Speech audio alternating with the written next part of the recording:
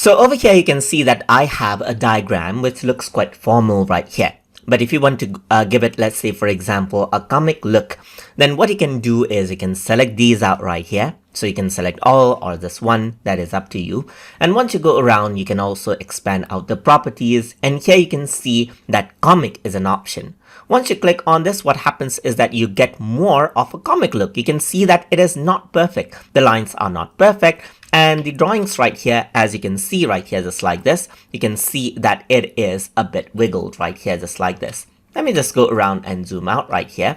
We can select this out right here and you can see that there's a jiggle applied onto our design right here.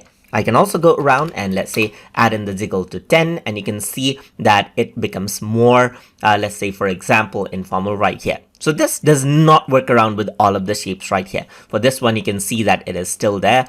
But if I were to go around and bring this in, and let me just go around and give it a comic look, you can see that I can go around, change around the jiggle, and it looks much more informal right here.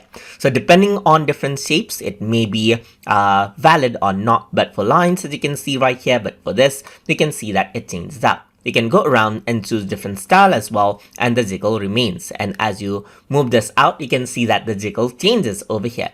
So that is how you can give different shapes and lines some comic look and increase up the jiggle value for them as well to change around how rough it should look inside of diagrams.net. So hope you guys learned something as always.